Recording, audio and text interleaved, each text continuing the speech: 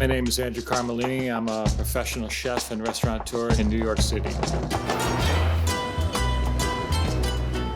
All right, so the scene is 1991. At the time, it was my first job in New York. I was 20 years old, and I was working the entry-level position in a very famous Italian restaurant in Manhattan.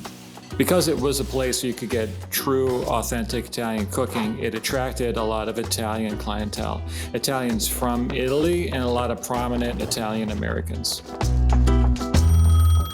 We got word one night that John Gotti was coming in. And John Gotti was a big deal in New York. He was the dapper Don. He was well-dressed, head of a major crime organization. He was in the paper all the time, in the gossip pages. And so, as expected, two limos pull up, and we know who it is. And only two guys come out of the limo.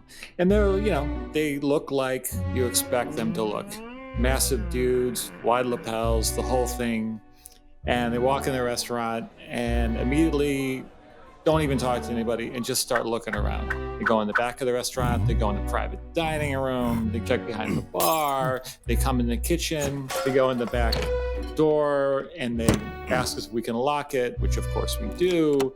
Then they walk back up upstairs and they walk outside the restaurant and they open up the door and the rest of the crew comes out with the Don, Mr. Gotti.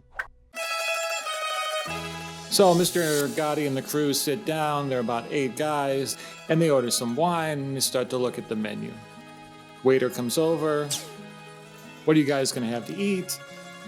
And the gentleman that was in charge, that was speaking for Mr. Gotti, and basically everybody at the table says, we'll have the sole. So the waiter, very seasoned, New York City waiter, Italian, who's probably seen just about everything, says, oh, Mr. Gotti, I'm sorry, I don't have any soul. And the guy next to him and his henchman goes, you know who he is, right? Of course we know who you are. We're so happy you're here. Let me check with the chef and see what he can do. Of course, putting all the pressure on the chef. This waiter comes back and he's like, chef, Mr. Gotti's outside and the whole table wants soul. But they got to figure something out. And the chef, of course, looks over at me, the new guy, and says, you got to help me out. Who, me? Go see the chef down the street. This is where you go. Tell him we need some soul. The back door of the restaurant's locked, so I got to go out the front door of the restaurant. I'm in my chef whites, and I had to run down the street in my chef shoes, and I walked through the front door of this famous French restaurant. It's Saturday night. There's lots of well-dressed people around. Ew. And I had to go up to him and say, chef, this is who I am. I'm up for the Italian restaurant across on the street, and I need some soul. Oh, no. The chef gradually understood the situation, right? And so he says, I could give you 2. And I'm like, oh my God, heart sinks. So there I am, back on the street. I got 2 soul. We need 6 more, and I got the biggest mobster in New York City looking for it.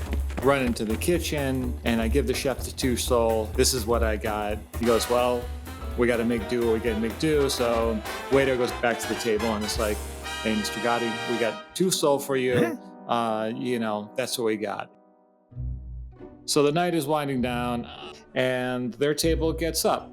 And Mr. Gotti and his crew go back to the limousines, but the 2 guys that came in the restaurant before go around and put in the pocket of every single employee, every bartender, bar back, salad person, dishwasher, the pastry guy, everybody got $50 put in their pocket.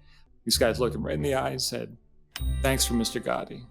The big lesson I got that night is it doesn't matter who's coming in your restaurant. It doesn't matter if it's the couple down the street. Doesn't matter if it's someone in for the weekend or the biggest mob boss in the country. You have to treat them with respect.